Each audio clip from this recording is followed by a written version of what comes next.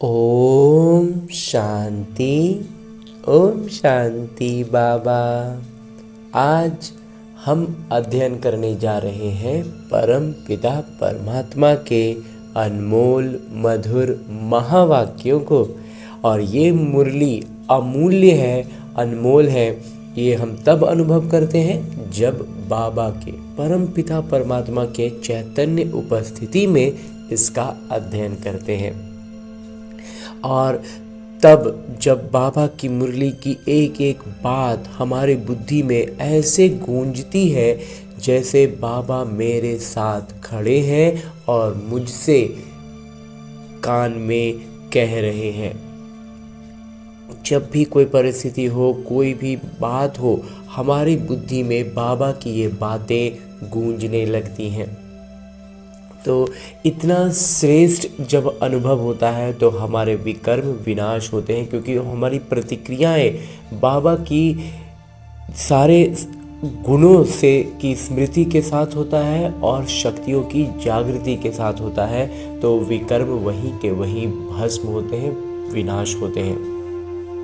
तो ऐसा श्रेष्ठ अनुभव पाते हुए हम अपनी अवस्था में लगातार ऊपर उठ सकते हैं, ऊपर आते चले जाते हैं। और इसके लिए करना क्या होता है? बस छोटा सा एक काम है कि हमें अपने दिनचर्या में एक समय, एक स्थान निर्धारित करना है। उस स्थान पर उस समय बड़े फुर्सत से, बड़े इत्मीनान से बैठना है और ये काम प्रतिदिन करना है। कोई भी दिन न छूटे, हर दिन फुर्सत से बैठना है। एक विशेष स्थान अगर रखें, जैसे भक्ति मार्ग में हम पूजा के लिए, और समय भी इस ब्रह्मा कुमार का थोड़ा सा स्पष्टीकरण है कि समय का मतलब ये नहीं कि 7 बजे।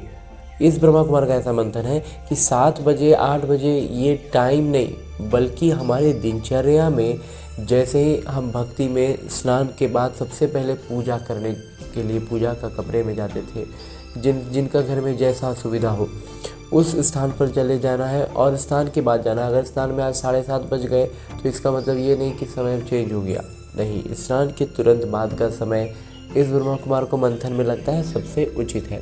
तो वैसे ही स्थान भी पूजा के लिए जो अगर स्थान बनाकर रखे हो तो उसी स्थान पर बैठना है, थोड़ा पवित्र हो, साफ सुथरा हो। तो उस स्थान पर बैठकर अब अपने हाथों में मुरली लेनी है और एक एक शब्द का बड़ी गहराई से अध्ययन करना है। और जब हम इसकी गहराइयों में धीरे धीरे उतरते जाएंगे ना, तो हम बाबा के चैतन्य उपस्थिति का अनुभव पाएंगे। और ये इस ब्रह्मा कुमार का ये अनुभव रहा है और आभास रहा है। इसीलिए हम मुरली का अध्ययन बड़े फुर्सत से, इत्मीनान से बैठकर स्वयं से कम एक बार ज़रूर करना है। फिर हम YouTube पर सुनते रहें, सेंटर पर जाएं, सब अच्छी अच्छी बातें हैं, लेकिन जब हम फुर्सत से, इत्मीनान से अकेले बैठकर खुद से जब अध्ययन करते हैं ना, तो बाबा और मैं आमने सामने बैठ बातें कर रहे हैं, ऐसा अनुभव करते हैं। तो इसके लिए और एक छोटा विधि जो हमें आत्माभिमानी स्थिति में आने के लिए करनी चाहिए, वो ये कि जब हम फुर्सत में आकर बैठ गए, मुरली हाथों में लेकर शुरू करने जा रहे हैं, तो पहले अपने इस देहभान से अलग होने का भी अभ्यास करें और अपने सूक्ष्म शरीर के साथ, यानी अपने उसी मन के को लेकर जो इस रावण की दुनिया में बहुत भटक रहा है, उसको लेकर के। क्यों भटक रहा है? क्योंकि वो इसका स्थान है ही नहीं, ये रावण की दुनिया है। तो रावण की दुनिया हमारे मन के लिए है ही नहीं, इसीलिए वो अपनी दुनिया ढूंढने के लिए इतना भटक रहा है। बिल्कुल वैसे ही जैसे एक मछली पानी के बाहर आ जाए तो बहुत छटपटाती है, इसीलिए हमारा मन इतना भटकता है। तो इसे इसके सही गंतव्य तक लेकर चलते हैं। इस शुरुआत, चूँकि ये रास्ता भूल चुका है, तो इसे हम लेकर चलते हैं अपने साथ मधुबन की धरा पर, और उसमें भी खास पांडव भवन के उसी हिस्ट्री हॉल में जहाँ मेरे बाबा ने साकार तन का, यानी इस ब्रह्मा बाबा के तन का आधार लेकर ये मुरली चलाई थी। यूँ तो बाबा ने चलाई थी पहले, तभी आज हमें लिखित रूप में मिल रही है। लेकिन आज भी जब मैं आत्मा अपने आत्म अभिमानी स्थिति में स्थित होकर और स्थित होने के लिए, ये बहुत सरल अभ्यास है, इससे हम आत्माभिमानी स्थिति में स्थित होते हैं और तब बाबा की चैतन्य उपस्थिति का अनुभव पाते हैं। और उसकी अनुभूति का सबसे पहला पायदान ये होता है कि जैसे ही मैं आत्मा खुद को उस स्थान पर अनुभव करता हूँ, परमात्मा के सानिध्य में पहुँचता हूँ, तो मुझ आत्मा के सारे आत्मिक गुण, पवित्रता, शांति, प्रेम और सुख की भरपूरता का एहसास होता है। बाबा सम्मुख बैठे हैं, दृष्टि से मुझ आत्मा में ज्ञान, प्रकाश और शक्तियों का प्रवाह कर रहे हैं, ऐसा भी अनुभव पाते हैं, जिससे चारों ओर आनंद का एक आवरण बन जाता है। और उस आवरण में मैं और मेरे बाबा बड़े फुर्सत से बैठ बातें करते हैं। तभी तो मेरे बाबा अपने दिल की बातें इसी मुरली में निहित करके मुझसे कहते हैं,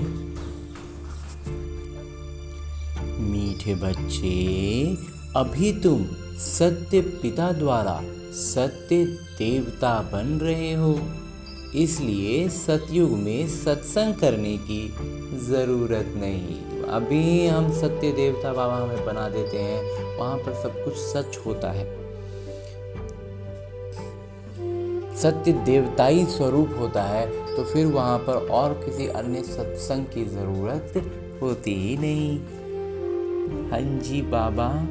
आगे प्रश्न रूप में मेरे बाबा कहते हैं, सतयुग में देवताओं से कोई भी विकर्म नहीं हो सकता है, क्यों?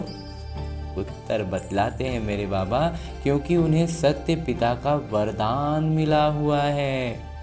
विकर्म तब होता है जब रावण का श्राप मिलने लगता है। विकर्म का अर्थ ही है विकारों के अधीन होकर किया गया कर्म, तो विकार वहाँ है ही नहीं, रावण का वजूद ही नहीं है, तो विकर्म कैसे होंगे? इसलिए सतयुग में विकर्म हो ही नहीं सकते।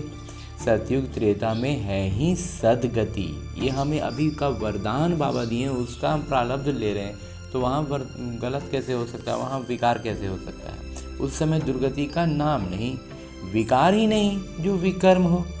द्वापर कलयुग में सबकी दुर्गति हो जाती, इसलिए विकर्म होते रहते हैं। और द्वापर से क्या होता है? रावण की प्रवेशता होती है। रावण की प्रवेशता होने का अर्थ ही है कि विकार का मतलब एक तरह से कहें तो विकार हमें छूने लगता है, स्पर्श करने लगता है, तो विकर्म हल्का हल्का विकर्म बनने लगते हैं। और एक विकर्म दो विकर्म होते गए, वो फिर उसका जाल बनता चला गया, और आज हम पूरी उसके एकदम मकड़े के जाल से भी कई गुना ज़्यादा उलझा हुआ ये जाल है जिसमें हम सब उलझ गए हैं।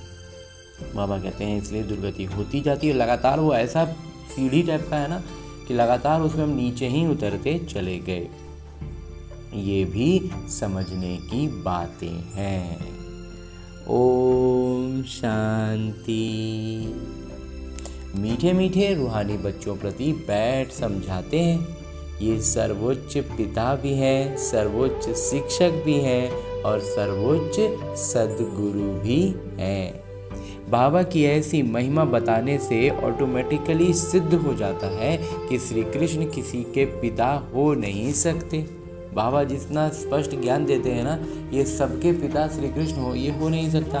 वो तो छोटे खुद बच्चे हैं, सतयुग के राजकुमार हैं, वो शिक्षक भी नहीं हो सकते। खुद ही बैठकर शिक्षक से पढ़ते हैं, तो सतयुग में उनको भी तो अपना लौकिक शिक्षा के लिए शिक्षक से पढ़ेंगे। गुरु तो वहाँ होता ही नहीं, क्योंकि वहाँ सब सदगति में, वहाँ सदगति, गुरु का काम है सदगति देना, तो गुरु वहाँ होगा ही नहीं, क्योंकि सदगति में ही है, तो फिर और क्या सदगति? आधा कल्प है सदगति, आधा कल्प है दुर्गति, तो वहाँ है सदगति, इसलिए ज्ञान की वहाँ दरकार नहीं रहती। और चूंकि सदगति में है इसलिए ज्ञान का भी दरकार नहीं है, नाम भी नहीं है, उसका नाम तक नहीं है, क्योंकि ज्ञान से 21 जन्मों के लिए सदगति मिलती है। फिर द्वापर से कलयुग अंत तक है दुर्गति। तो श्री कृष्ण फिर द्वापर में कैसे आ सकते?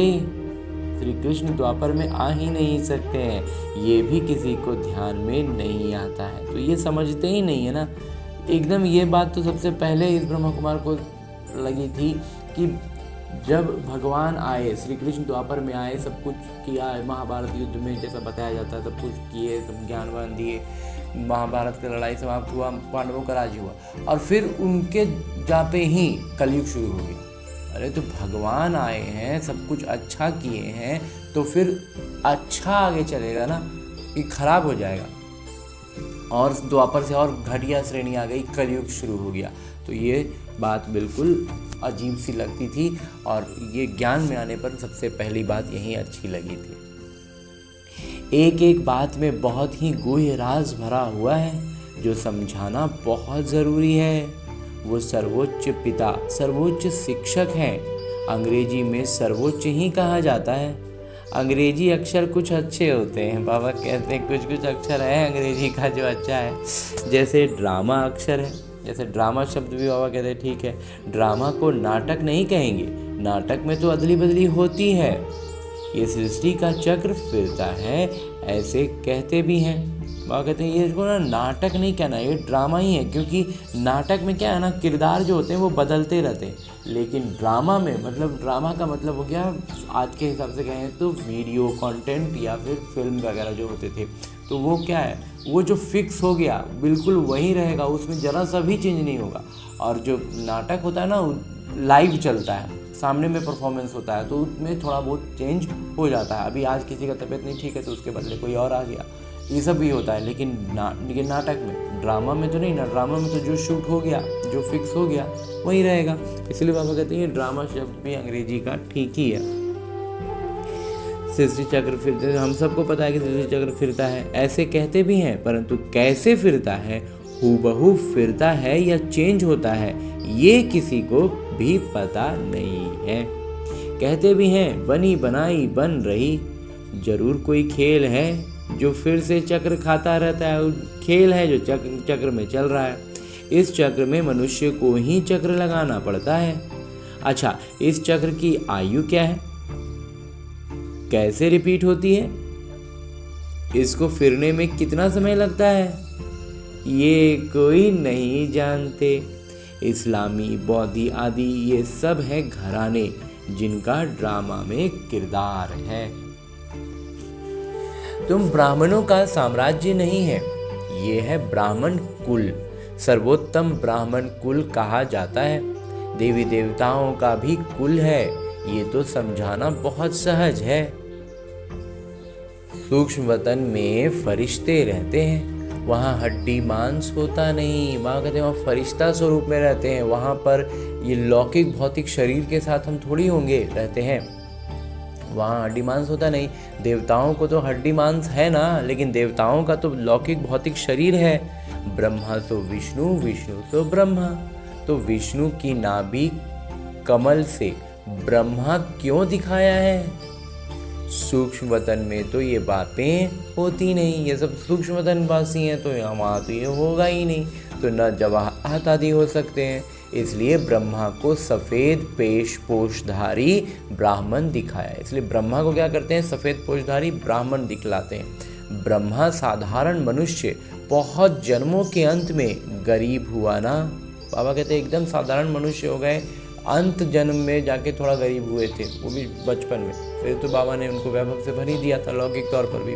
तो इस समय है ही खादी के कपड़े, वो बेचारे समझते नहीं सूक्ष्म शरीर क्या होता है, सूक्ष्म शरीर का अर्थ नहीं समझते हैं, फरिश्ता स्वरूप का अर्थ नहीं समझते हैं। ज्ञान में भी बाबा कहते हैं ना, हर कोई नहीं समझ पा रहा है उसको। बहुत साधारण भाषा में, एकदम बोलचाल की भाषा में कहें तो ये एक तरह से हमारी काल्पनिक स्थिति है, जो हमारी आत्मा की स्थिति होनी चाहिए, उसकी पैरामीटर है, जो वहाँ पर हमारा ड्रामा के अनुसार वहाँ पर सेट है। जैसे ब्रह्मा बाबा के बारे में बतलाते हैं ना कि सूक्ष्म वतन में जो ब्रह्मा बाबा थे और जो लौकिक में थे शुरुआत में, वो बिल्कुल दोनों में अंतर था, लेकिन धीरे धीरे अभ्यास करते करते ब्रह्मा बाबा उस स्थिति तक पहुंच गए थे कि दोनों एकदम एक समान हो गए थे, तो फिर ये शरीर छूट गया। बिल्कुल वैसे ही हमारा वो स्थिति, वो सर्वोच्च स्थिति जो होगी, जो भी हमारा ड्रामा में किरदार है, वो वहाँ सूक्ष्म वतन में है। और ये बस उसी हिसाब से हमें समझने के लिए एक तरह से साधारण, इसलिए ब्रह्मा कुमार ने कहा काल्पनिक है, क्योंकि बाबा कहते हैं परम धाम है जहाँ पर सब आत्माएं रहेंगी, और फिर ये स्थूल वतन है, लेकिन ये सूक्ष्म वतन सिर्फ अभी हमारे ज्ञान में, हमें समझने के लिए, हमारी अवस्था के लिए है। तो इसलिए बाबा ने आगे कहा कि तुमको बाबा समझाते हैं, वहाँ हैं ही फरिश्ते जिनको हड्डी मांस होता नहीं, वहाँ लौकिक भौतिक कुछ भी होता नहीं है। सूक्ष्म वतन में तो ये श्रृंगार आदि होना नहीं चाहिए, परंतु चित्रों में दिखाया है तो बाबा उसका ही साक्षात्कार कराए, फिर अर्थ समझाते हैं। और दूसरा फिर क्या है, भक्ति मार्ग में भी जो हम साक्षात्कार वगैरह करते हैं ना, वो भी सब वहीं के होते हैं। तो बाबा कहते हैं तो जब शरीर ही नहीं है तो फिर श्रृंगार कैसे होगा, लेकिन क्योंकि भक्ति में हमारी आस्था जो होती है उसके अनुसार बाबा हमें साक्षात्कार कराए देते हैं। लेकिन अब अभी ज्ञान में जब स्वयं प्रकट होकर के बाबा हमें ज्ञान दे रहे हैं तो इन सब का अर्थ हमें समझाते हैं, जैसे हनुमान का साक्षात्कार कराते हैं। अब हनुमान जैसा कोई मनुष्य होता नहीं, भक्ति मार्ग में अनेक प्रकार के चित्र बनाए हैं, जिनका विश्वास बैठ गया है उनको ऐसा कुछ बोलो तो बिगड़ पड़ते। यहाँ सीधा सीधा किसी को कुछ कह देने से तो बिल्कुल उनकी बुद्धि में टक्कर हो जाएगी ना, तो हमें बहुत युक्ति से समझाना है। लेकिन यहाँ इस ब्रह्मा कुमार का एक छोटा सा मंथन है कि ये जो हनुमान को बंदर का रूप दिखलाते हैं, वो वास्तव में ज्ञान के हिसाब से मंथन करने पर समझ में आता है कि वो हमारे मन का प्रतीक है। और मन बिल्कुल वैसे ही बंदर की तरह कभी स्थिर नहीं रहता है, हम यही महसूस करते हैं ना, कभी वो स्थिर हो, बंदर बैठ ही नहीं सकता। वो अगर एक जगह पर 1-2 मिनट के लिए बैठा भी है तो वो उसके हाथ पैर मतलब कुछ एक्टिविटी चलती रहेगी, और फिर वो 1-2 मिनट से ज़्यादा वहाँ बैठेगा भी नहीं, फिर वो उठ के फिर भागेगा। तो ये दौड़ भाग उछल कूद मचाता रहेगा, तो इसी के लिए उसको उस रूप में दिखाया है। और मन की शक्ति बहुत है, हनुमान को ही दिखलाते हैं ना, वो अपनी शक्तियाँ भूल गए थे, तो मन की शक्ति ज़बरदस्त है लेकिन वो भूल बैठा है। तो इस तरह की चीज़ें हनुमान से बहुत ज़्यादा मेल खाती हैं। जब हम उसका मंथन करेंगे ना तो लगेगा कि बिल्कुल सही, जो कुछ भी हनुमान के बारे में हम भक्ति में सुनते हैं सारा कुछ हमारे मन से मिलता है। तो मन का प्रतीक के रूप में हनुमान दिखला है, इसलिए उन्हें वानर का रूप दिया।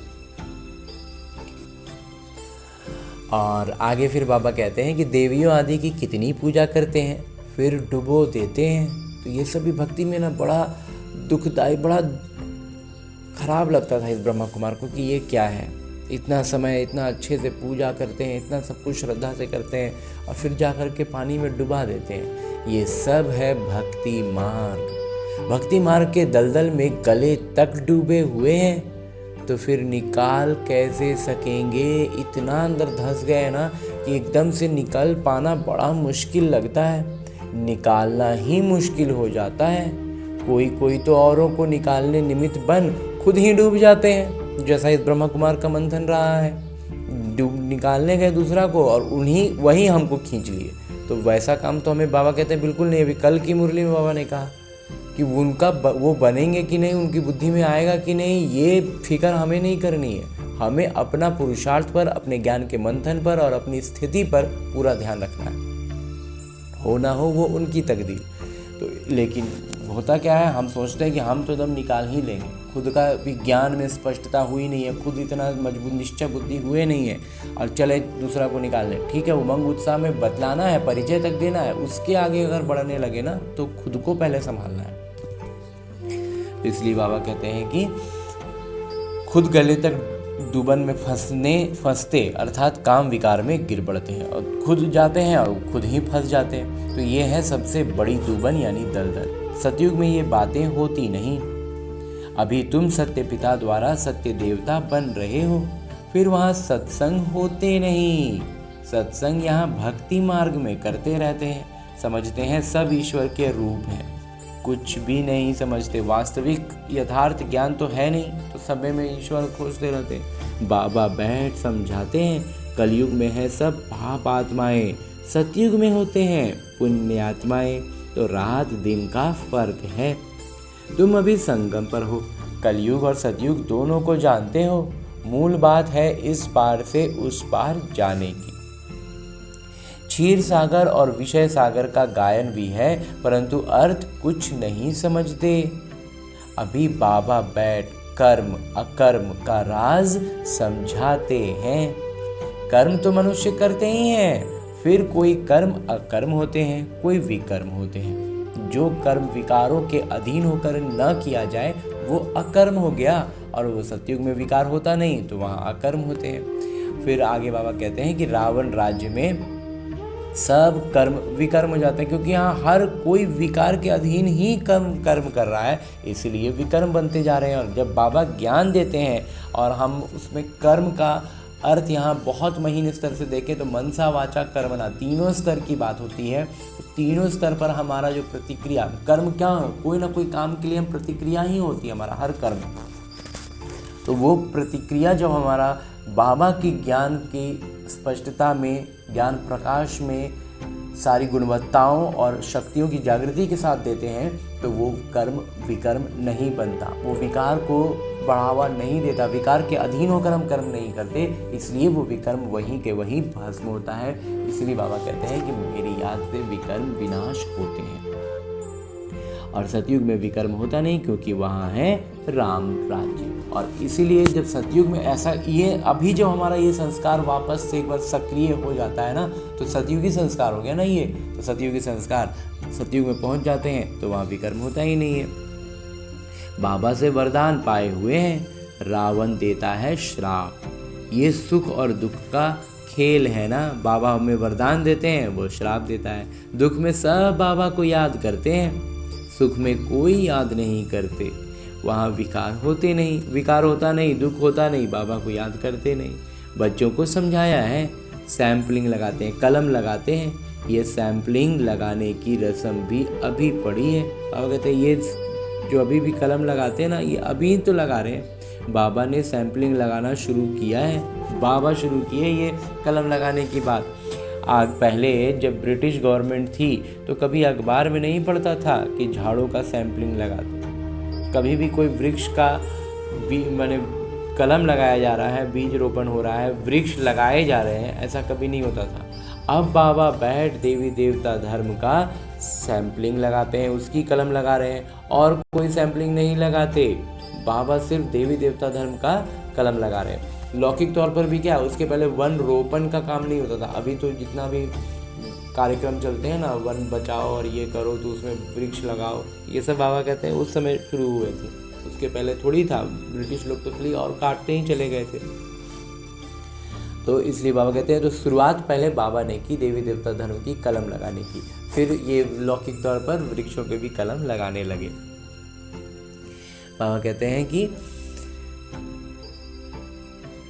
बहुत धर्म है, देवी देवता धर्म प्रायः लोप है। बाकी धर्म तो बहुत है, लेकिन देवी देवता धर्म लगभग खत्म है। धर्म भ्रष्ट, कर्म भ्रष्ट होने के कारण नाम ही उल्टा सुल्टा रख दिया। धर्म भ्रष्ट हो गया, कर्म भ्रष्ट हो गया, तो नाम भी उल्टा सुल्टा रख दिया है। जो देवता धर्म के हैं उन्हों को फिर उसी देवी देवता धर्म में आना है। हर एक को अपने धर्म में ही जाना है। क्रिश्चियन धर्म का निकलकर फिर देवी देवता धर्म में आ नहीं सकेंगे। जो पूरी तरह से क्रिश्चियन धर्म की आत्मा है ना, वो इस धर्म में फिर नहीं आ सकता है। मुक्ति तो हो ना सके, हाँ कोई देवी देवता धर्म का कन्वर्ट होकर क्रिश्चियन धर्म में चला गया होगा तो वो फिर लौटकर अपने देवी देवता धर्म में आ जाएगा। उनको ये ज्ञान और योग बहुत अच्छा लगेगा। इससे सिद्ध होता है कि ये अपने धर्म का है, तो उसकी प्रतिक्रियाएं, उसका जो आकर्षण होगा ना इस ज्ञान के प्रति, उसी से समझ में आ जाएगा कि ये इस कुल का है। इससे बड़ी विशाल बुद्धि चाहिए समझने और समझाने की। इसलिए बाबा कहते हैं वो समझने समझाने के लिए बहुत विशाल बुद्धि चाहिए। धारणा करनी है, किताब पढ़कर नहीं सुनानी है। बाबा कहते हैं अपनी स्थिति से व्यक्त करना है। झलकें बाबा, वो चीज़ पर ध्यान देना है। किताब पढ़कर सामने में पढ़ के सुनाते हैं ना, बाबा कहते हैं वो काम नहीं करना है। जैसे कोई गीता सुनाते हैं, मनुष्य बैठकर सुनते हैं, कोई तो गीता के श्लोक एकदम कंठ कर लेते हैं, बाकी तो इनका अर्थ हर एक अपना अपना बैठ निकालते हैं। बाबा कहते हैं श्लोक जो होते हैं उसको एकदम से कंठ कर लिए, एकदम कंठस्थ है, अब अर्थ अपने अपने हिसाब से समझाना है। तो श्लोक सारे संस्कृत में हैं। यहाँ तो गायन है कि सागर को स्याही बना दो, सारा जंगल कलम बना दो, तो भी ज्ञान का अंत नहीं होता। गीता तो बहुत छोटी है, 18 अध्याय हैं। इतनी छोटी गीता बनाकर गले में पहनते हैं। बहुत पतले अक्षर होते हैं, गले में पहनने की भी आदत होती है।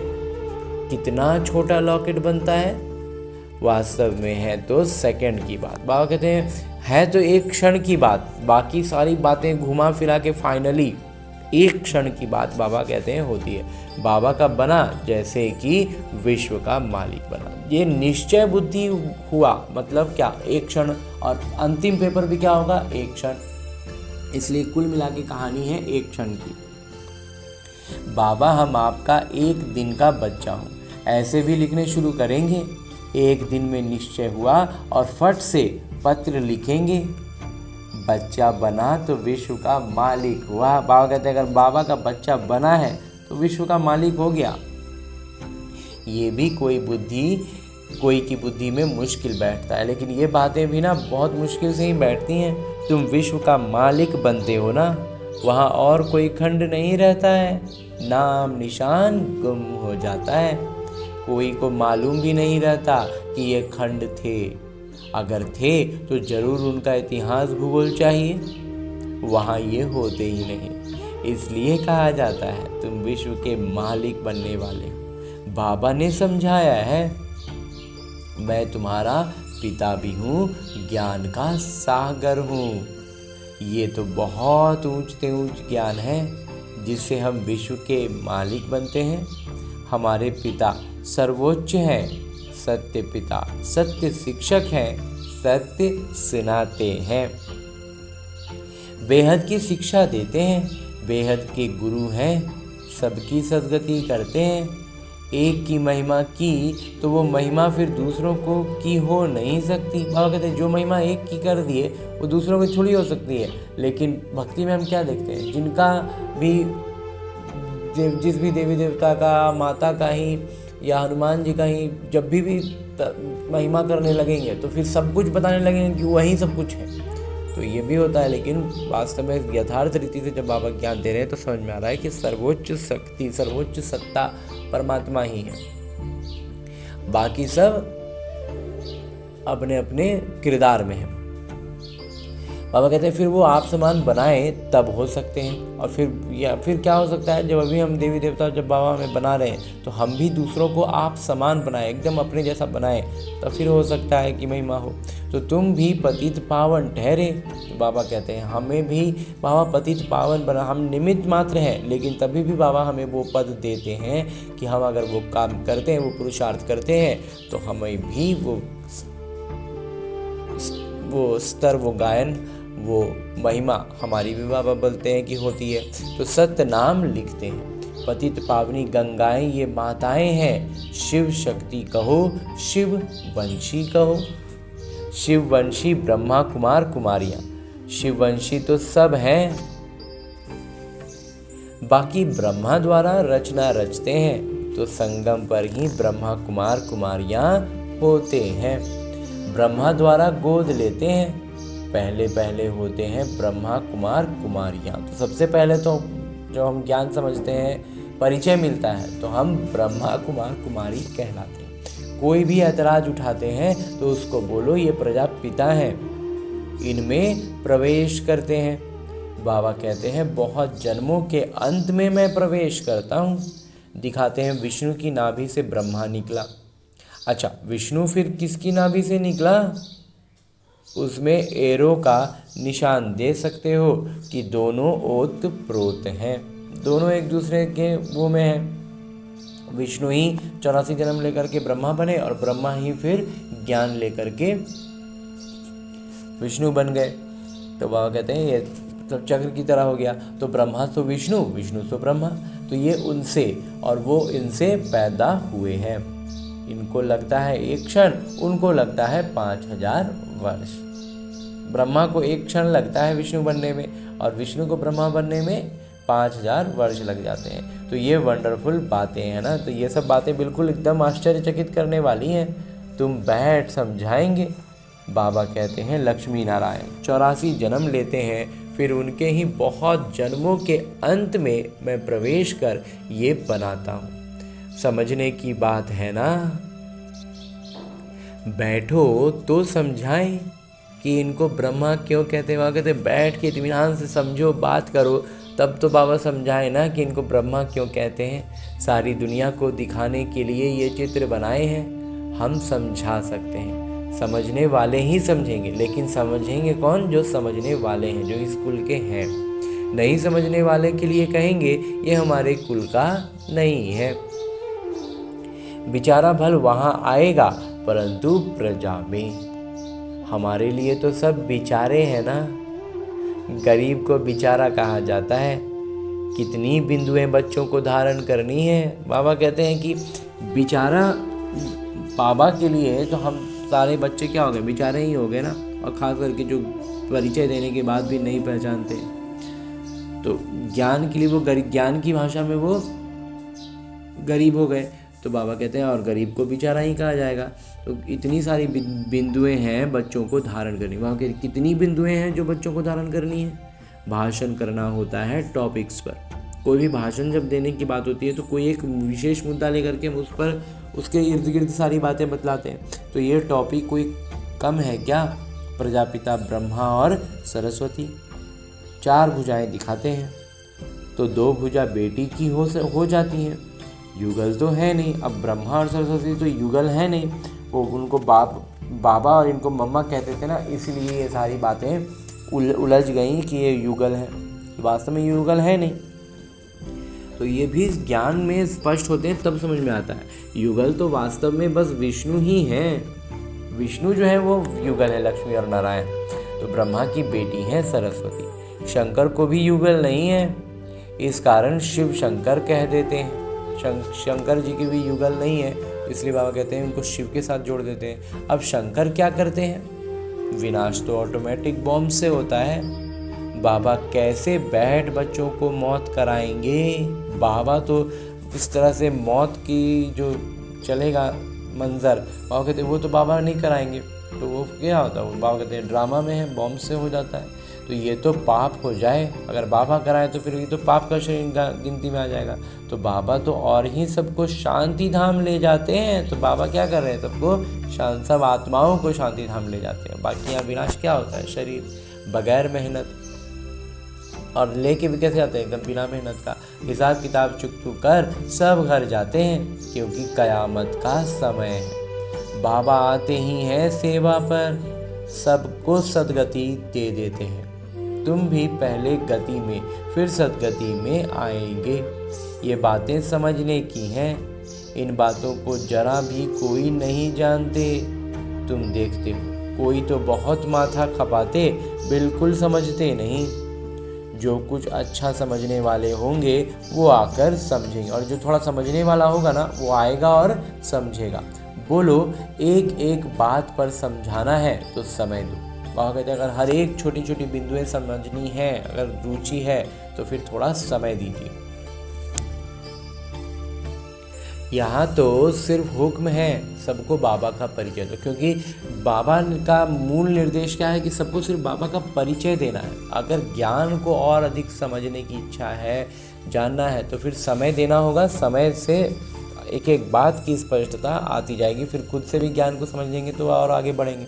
लेकिन प्रदर्शनी वगैरह जितना होता है ना, बाबा कहते हैं उसमें सिर्फ परिचय देना है। यहाँ है ही कांटों का जंगल, क्योंकि एक दूसरे को दुख देते रहते हैं। इसको दुखधाम कहा जाता है। सतयुग है सुखधाम।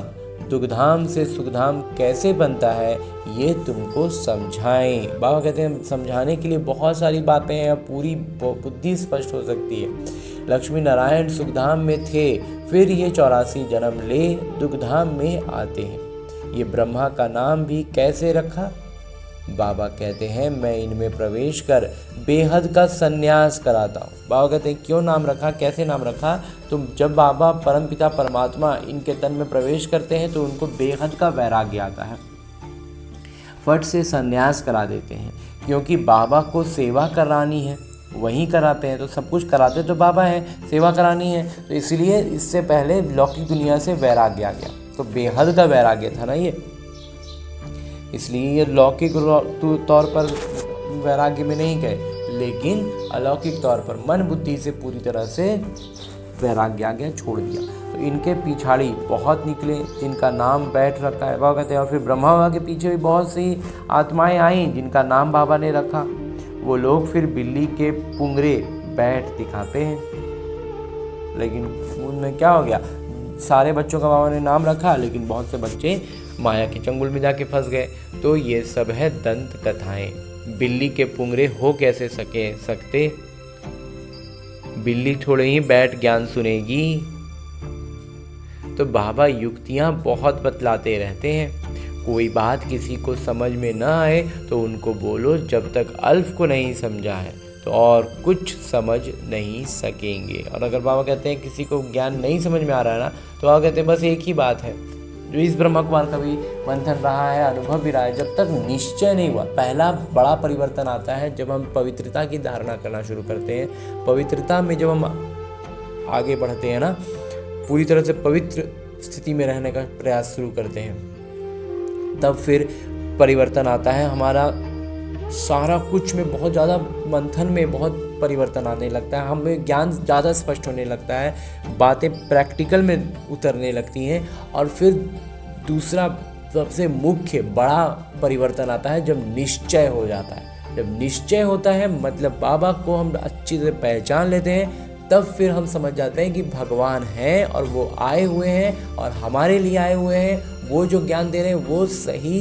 वो सत्य है, तो वो जो बोल रहे हैं वो सत्य है। जो पहले से हम जान रहे थे वो मनुष्यों द्वारा था, तो हमें ये लग रहा था कि हम जो जान रहे हैं पूरा दुनिया ये कर रहा है तो यही ना सही होगा। वो दुनिया सही कैसे हो सकता है, भगवान ना सही होंगे। तो इस तरह की बातों से जब हम ऊपर उठ जाते हैं ना, तब फिर महीन बातें बहुत रहती हैं जो फिर सुलझती हैं, लेकिन मोटी मोटी सारी मुश्किलें, सारी बातें वहीं समाप्त हो जाती हैं। तो आ कहते हैं इसलिए जब तक बाबा पर निश्चय नहीं हुआ है, बाबा का परिचय सही तरीके से नई बुद्धि में बैठा है, पहले परिचय सही तरीके से बैठेगा तब फिर निश्चय के लिए आगे कदम बढ़ेगा ना। तो बाबा कहते हैं इसलिए एक बात निश्चय करो और लिखो, नहीं तो भूल जाएंगे। इसलिए एकदम अब ये पक्का कर लो, किसी को ज्ञान देना है तो सबसे पहले बाबा का परिचय देना है। बाबा पर निश्चय हुआ ना, बाबा का परिचय सही से मिलेगा तो निश्चय होगा, निश्चय होगा तो फिर सारी बातें समझ में आने लगेगी कि भगवान है और भगवान जो कह रहे हैं वही सही है। नहीं तो क्या होता है ना, बातें हजार बाबा ने कहा, हजार बातें बताते रहो, उन सब में उलझते रहेंगे। समझ गए बाबा? तो इसलिए बाबा कहते हैं इसको एकदम अपनी बुद्धि में बैठा लो कि सबसे पहले हमको बाबा का परिचय देना है। माया भुला देगी, बाबा कहते हैं इसलिए एकदम पक्का कर लो, नहीं तो माया भुला देगी। मुख्य बात है बाबा का परिचय की, सबसे मुख्य है बाबा का परिचय। हमारे पिता, सर्वोच्च शिक्षक हैं जो सारे विश्व के आदि मध्य अंत का राज समझाते हैं, जिसका कोई को पता नहीं है। इस समझाने में समय चाहिए। जब तक बाबा को नहीं समझाए तब तक प्रश्न उठते ही जाएंगे। जब तक बाबा पर निश्चय नहीं होगा ना, बाबा कहते हैं इतने प्रश्नों से माया घेरता है ना कि हम उसी में उलझ के रह जाते हैं। अल्फ नहीं समझा है तो बे को कुछ नहीं समझेंगे, अल्लाह ही नहीं समझे तो बादशाही क्या समझेंगे, बहिश्त क्या समझेंगे। इसलिए पहले अल्लाह पर निश्चय, अल्फ पर बाबा कहते हैं निश्चय। मुफ्त संशय उठाते रहेंगे, झूठ मूठ में संशय में फंसते रहेंगे, ऐसा क्यों, शास्त्र में तो ऐसे कहते हैं, उसमें तो ऐसे लिखा हुआ है, आप लोग ये कह रहे हैं, तो ये सब में उलझे रहेंगे। बाबा पर निश्चय हो गया ना तो समझ जाएंगे कि जो भगवान है वो अपने हिसाब, वो जो कहेंगे वही सही है। तो हमारी हिसाब से वो भगवान थोड़ी आएंगे, हमारे हिसाब से थोड़ी भगवान से पूछ करेंगे। जो तो हमने कहीं कागज़ में लिख के रख लिया है, जो लिखत हो गया वो सत्य हो गया है, ये कहाँ से पता चलता है कि जो लिखा होगा आज की हमारी भाषा में हो गई है। हम एक छोटा सा मंथन रहा है इस ब्रह्मा कुमार का कि कुछ भी हो जाए हम कहते कहाँ लिखा हुआ है, तो ये चीज़ मेरा है, कहाँ लिखा हुआ। फलाना चीज़ है, फलानी जगह पर ये चीज़ लिखा हुआ है, फलाना शास्त्र में फलाना जगह पर ये लिखा हुआ है। अरे कोई चीज़ कहीं लिखी हुई है तो इसका मतलब वो सत्य हो गई। आज कोई लिख दे तो कहेगा नहीं, आज नहीं, वो इतना साल पहले का लिखा हुआ है। अरे तो इतना साल पहले भी किसी ने लिख दिया तो आज हम कोई झूठ लिख दें, 100 साल बीत जाए तो फिर 100 साल के बाद वो ये आज का मेरा झूठ लिखा हुआ सत्य हो गया। क्यों? क्योंकि वो लिखित में है। तो ये बात हमें मंथन करनी है। जो कुछ लिखित में मिल गया वो सत्य हो गया, ऐसा बिल्कुल नहीं है। ये आज का भी कानूनी परिवेश ऐसा है ना कि हमें ऐसा लगता है कि कोई भी बात कोई ओरली कुछ कह देता है, लिखित में वो ऐसा नहीं कहेगा, नहीं लिखेगा। तो ये आज का भी परिवेश ऐसा है, हमेशा से ऐसा तो नहीं था। जब जिस समय जो था उसमें कोई कुछ लिख दिया और आज हम उसको एकदम कस के पकड़ ले रहे हैं। अरे साधारण सी बात है, वो मनुष्यों का लिखा हुआ है और उसमें जो लिख दिया भगवान उसके हिसाब से, यानी हमारी एक तरह से कहे तो हमारी मर्जी से हम जो जानते हैं मेरे ही जानकारी के अनुसार भगवान आएंगे। ये कोई बात में बात नहीं हुई ना, वो भगवान है ना, वो जो आए हैं वो हमें अपना वो बतला रहे हैं कि मैं कैसे आया हूँ, क्यों आया हूँ, कैसे कहाँ पे आया हूँ। हम अपने पुराने बुद्धि में रावण के संस्कारों में क्यों उलझ के उसमें संशय करते रहते हैं। ये सब बातें मंथन करनी चाहिए। मंथन करेंगे ना तो बुद्धि एकदम स्पष्ट होगी और जितना स्पष्ट होगा पवित्रता की जितना हम धारणा में आते जाएंगे एकदम हमारा स्थिति ऊपर उठता जाएगा। ये जीवन हमें बिल्कुल सरल रूप से एक अभ्यास पुस्तिका नजर आने लगेगी जिसमें हमारा उद्देश्य, इस लौकिक जीवन का उद्देश्य बस केवल सिर्फ और सिर्फ अभ्यास ही रह जाएगा और इस जीवन का कोई अर्थ ही नहीं दिखेगा। इसलिए पहले सबको बाबा का परिचय दो। अच्छा, मीठे मीठे सिगिलधे बच्चों प्रति माता पिता बाबा का याद प्यार और आशीर्वाद। रूहानी बाबा की रूहानी बच्चों को नमस्ते। हम रूहानी बच्चों की ओर से रूहानी माता पिता को याद प्यार और प्रणाम। धन्यवाद बाबा, धन्यवाद। मुरली के लिए भी धन्यवाद और इस अनूठे अलौकिक ब्राह्मण जीवन के लिए भी बहुत बहुत बहुत धन्यवाद बाबा, बहुत धन्यवाद। आगे आज की मुरली से लिए गए वो प्रमुख बिंदु हैं जिन्हें हमें अपने ब्राह्मण जीवन में धारण करने हैं। और ब्राह्मण सो फरिश्ता, फरिश्ता सो देवता बनना है। उसके लिए जो सबसे पहली बिंदु है वो है कर्म, अकर्म और विकर्म की गूढ़ गति को बुद्धि में रख अब कोई विकर्म नहीं करने हैं। ज्ञान और योग की धारणा करके दूसरों को सुनाना है। बाबा कहते हैं ज्ञान को एकदम से धारण कर लेना है। ज्ञान प्रकाश से एकदम ओतप्रोत, कहीं पर भी अज्ञानता का अंधेरा हमें उलझा ना दे। और योग की धारणा, याद में रहने का इतना अभ्यास हो कि हम उलझेंगे नहीं, हमको वो खींचेगा नहीं। इस तरह की अवस्था हो तब हमें दूसरों को सुनाना है।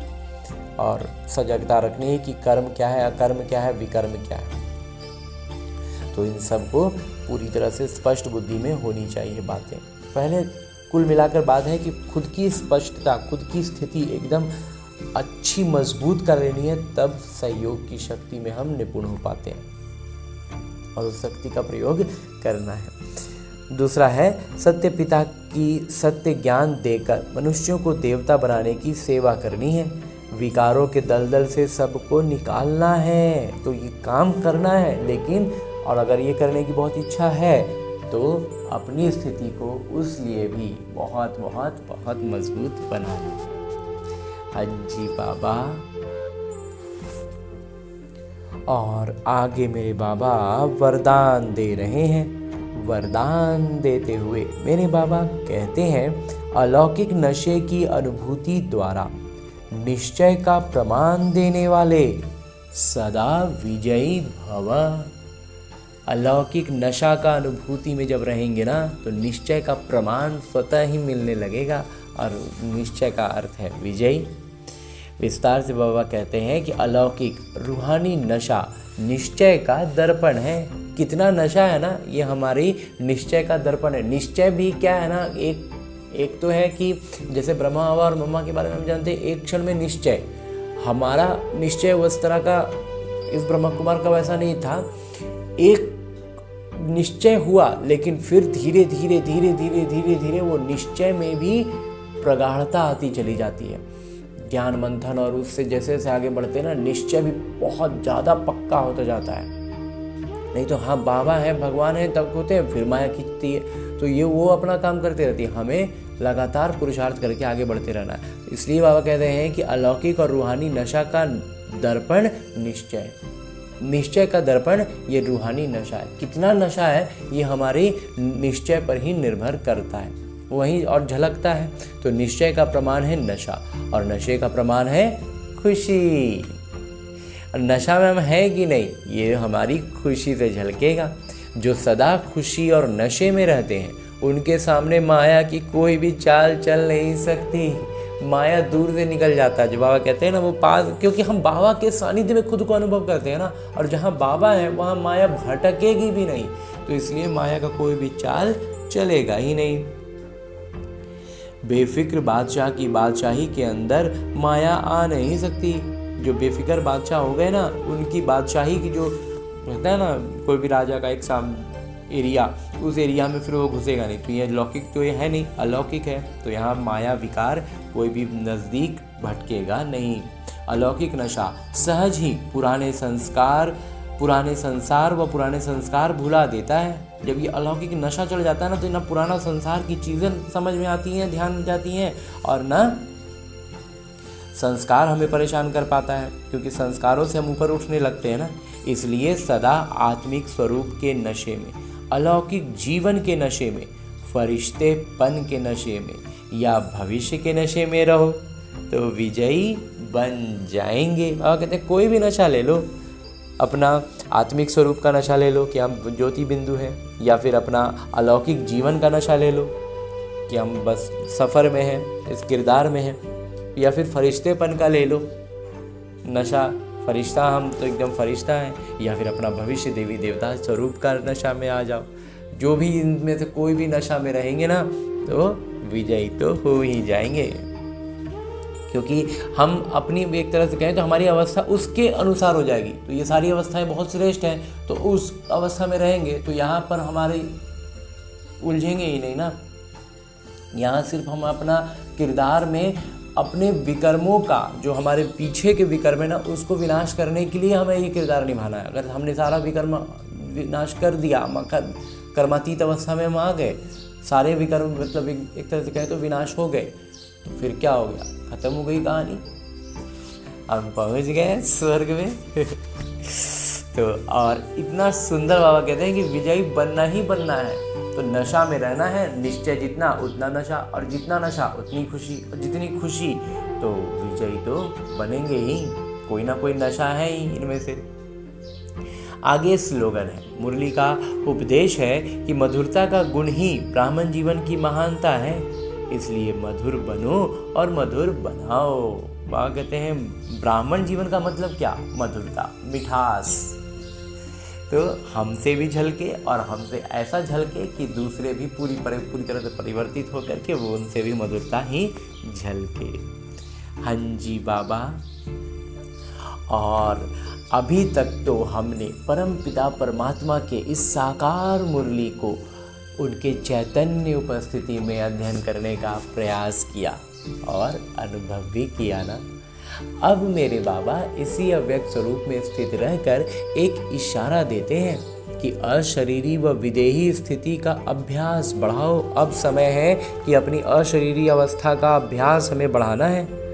तो इस अभ्यास के लिए बाबा हमें हर दिन अलग अलग इशारे देकर के इसकी स्पष्टता को बढ़ाते हैं।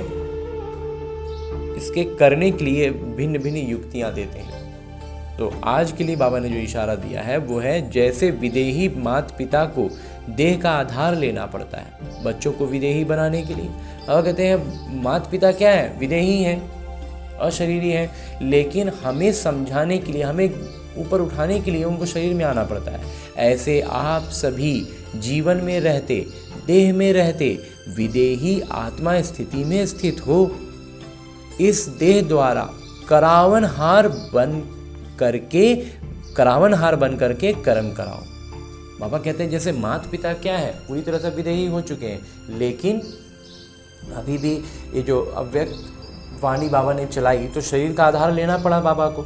तो शरीर का आधार लेकर के क्या वो सिर्फ आकर के उसमें से ज्ञान दे रहे थे। वैसे ही बाबा कहते हैं हमें भी उस अपनी अवस्था बनानी है ना, कि अब हम इस शरीर में रह तो रहे हैं, लेकिन ये शरीर में हम अपनी स्थिति, आत्मिक स्थिति में रहेंगे, और इस शरीर द्वारा हम करावन हार बन करके कर्म कराएंगे।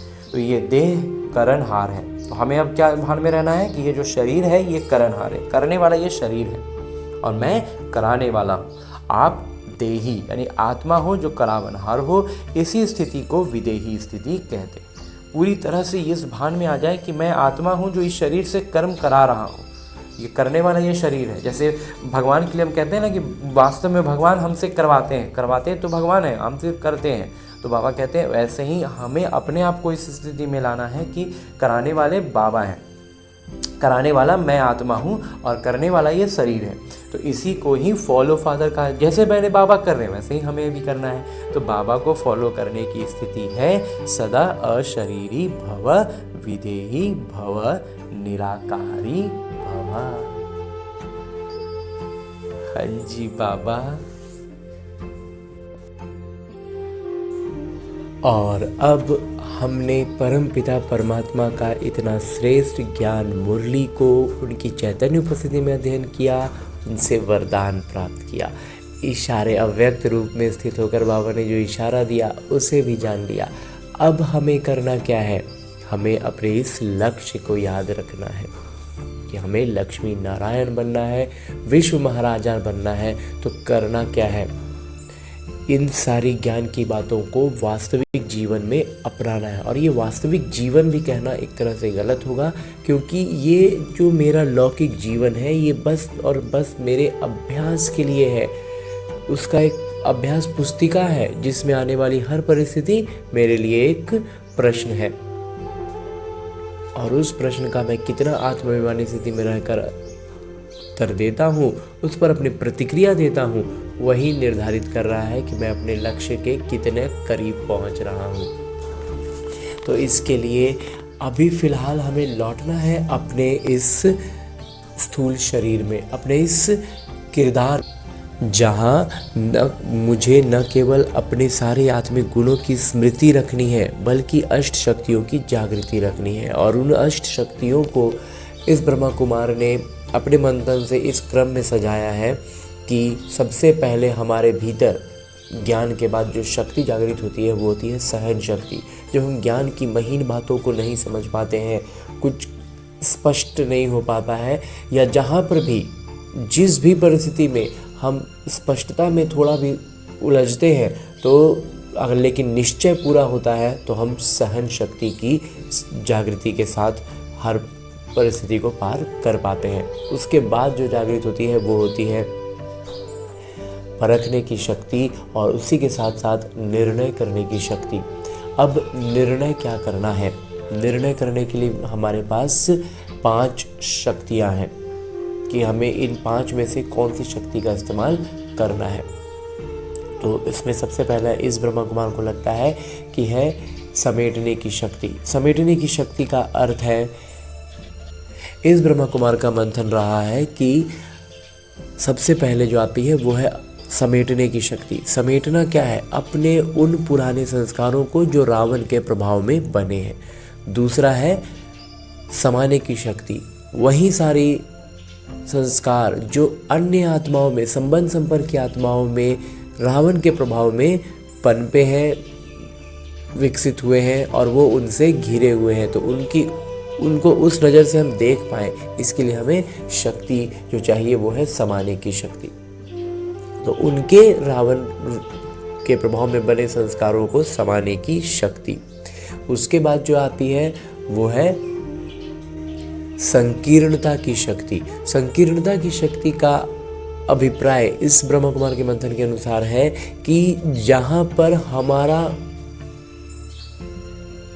हस्तक्षेप का या फिर हमारे इन्वॉल्व होने का, हमारे उससे जुड़ने का कोई अर्थ नहीं है, हमारे लिए वो व्यर्थ है, तो वैसे में अपने आप को उसमें जोड़कर हम खामोखा में कहीं उलझ ना रहे हो, इसके लिए भी, इसका स्पष्टीकरण के लिए भी हमें शक्ति चाहिए कि जहाँ ज़रूरत, मतलब संकीर्णता के साथ, मतलब जिसको कहते हैं कि आराम से हम निकल सकते हैं और हम झूठ मूठ में फंस रहे हैं वो काम ना करके, तो इसके लिए भी शक्ति चाहिए।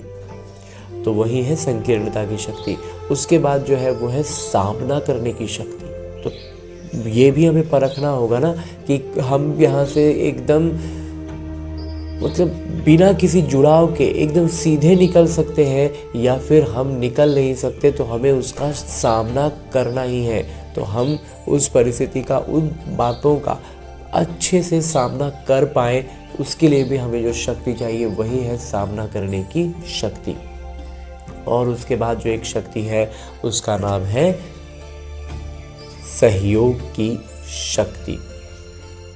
सहयोग की शक्ति का अर्थ है कि जब हम अपने सारे गुणों और शक्तियों से खुद को भरपूर अनुभव करते हैं, सारी शक्तियों की जागृति के साथ होते हैं, तब हम अन्य आत्माओं को सहयोग दे सकते हैं। यूँ तो हम यहाँ गलती ये करते हैं कि आज हमने पहला ज्ञान समझा और हम दूसरों को बताते हैं, तो ये बहुत खुशी और उमंग उत्साह के लिए ठीक है, लेकिन दूसरों को बताने में अगर हम पीछे हो रहे हैं, हम फिसल रहे हैं, वो हमें खींच ले रहे हैं, तो इसका मतलब है कि हम सहयोग की शक्ति से अभी निपुण नहीं हुए हैं। तो जब तक हम खुद का पाँव अच्छे से न जमा लें, हम बाढ़ में किसी बह रहे या व्यक्ति को लौकिक तौर पर अगर उदाहरण के रूप में देखें तो किसी को बहता हुआ क्यों हम रोकें और खुद ही हमारे पाँव जमे नहीं हैं, हमने खुद को रस्सी से कोई चीज़ से बांधा नहीं है, तो फिर हम दूसरों को मदद नहीं कर सकते हैं, हम खुद ही बहने लग जाएंगे।